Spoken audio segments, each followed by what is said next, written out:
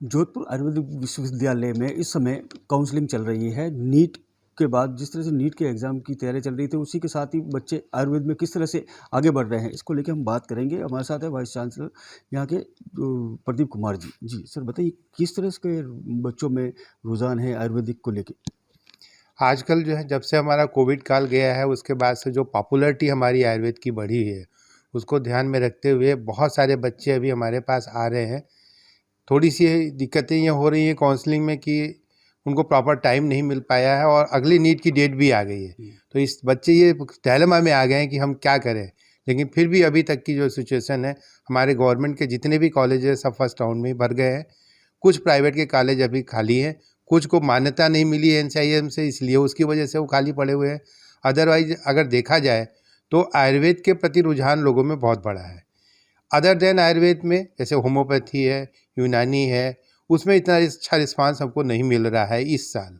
क्यों नहीं मिल रहा है, अब इसके बारे में हमको सोचना पड़ेगा। या तो कॉलेज की संख्या ज़्यादा हो गई है, हमारे पास स्टूडेंट कम हो गए हैं, ऐसा कुछ लग रहा है हमको।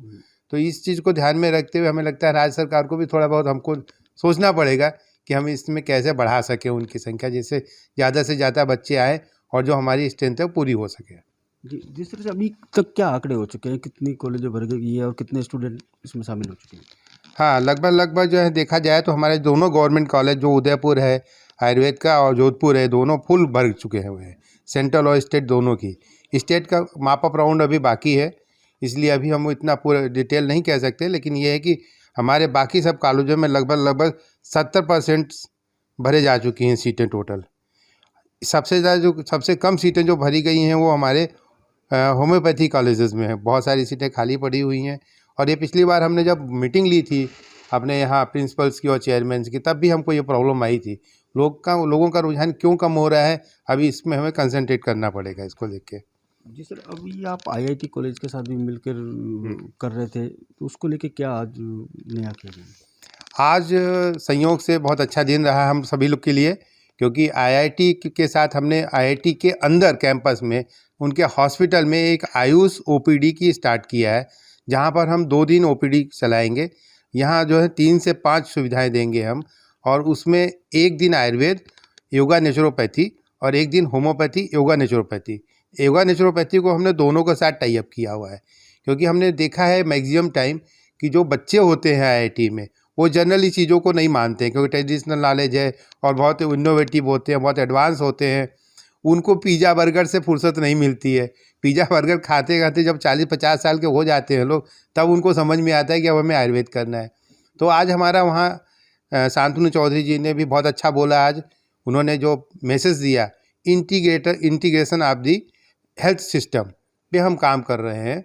और चूँकि वहाँ आयुटेक, मेडटेक और आयुटेक PhD चालू हो चुकी है IIT में। IIT बहुत सारे टेक्नोलॉजीज़ को भी मिला के एक काम कर रहा है, तो उसी का फ़ायदा लेते हुए हम भी उनके पास गए। उन्होंने तुरंत हमारे प्रपोजल को एक्सेप्ट किया।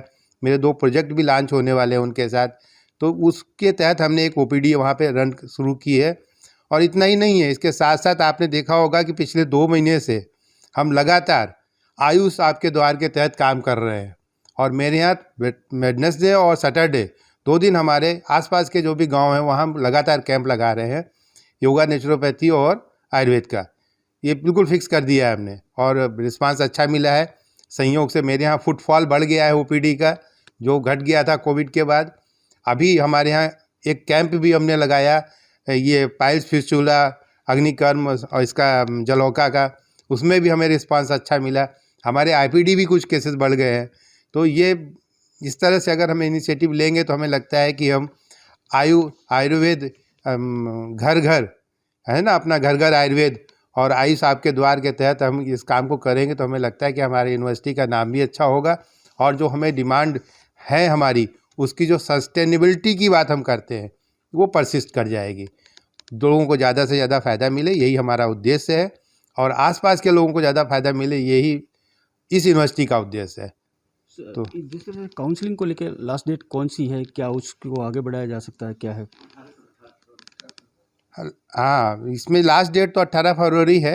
आज इसका सेकेंड राउंड का जो है सेकेंड डे चल रहा है, और अभी लगता है कि 18 फरवरी का मापअप राउंड भी होगा हमारा। तो एक बार अभी डेट बढ़ेगी इसकी, हमें ऐसा लग रहा है। कुछ नए कोर्सेज भी आप शुरू कर रहे हैं? हाँ, बिल्कुल, क्योंकि बहुत सारे समय से ये प्रॉब्लम चल रही थी कि हम कैसे टेक्नीशियंस को, कैसे अपने फार्मेसी को, कैसे हम अपने इसको इनरिच करें। तो इसके तहत हमने स्किल इंडिया के तहत, जो भारत सरकार का उपक्रम है, वहाँ से हमने अपने पंचकर्म के टेक्नीशियन कोर को रिकॉग्नाइज़ कराया है और ये आज कल में ही एडवर्टाइजमेंट आने वाला है। उसकी रिकॉग्निशन हमको मिल चुकी है, उनका सर्टिफिकेट मेरे पास आ चुका है। दूसरा, मर्म चिकित्सा का भी हम इसके अंदर जा रहे हैं। इसके अंदर ही हम क्षार सूत्र और अग्निकर्म को भी लेके जा रहे हैं। जो स्किल इंडिया से ये हो जाता है फ़ायदा कि जो बच्चे उसमें ट्रेंड हो गए उनको ऑल ओवर इंडिया नहीं, पूरे विश्व में उसकी रिकॉग्निशन होगी। वो कहीं भी जाके इसका फ़ायदा ले सकते हैं, अपनी सेवाएं दे सकते हैं। तो ये बहुत अच्छा कोर्स है। हमें आपके थ्रू सबसे अपेक्षा भी करेंगे कि जो लोग कहीं कुछ नहीं कर पा रहे वो इसके अंदर आके बहुत सी चीज़ें सीख सकते हैं और उसका फ़ायदा उठा सकते हैं।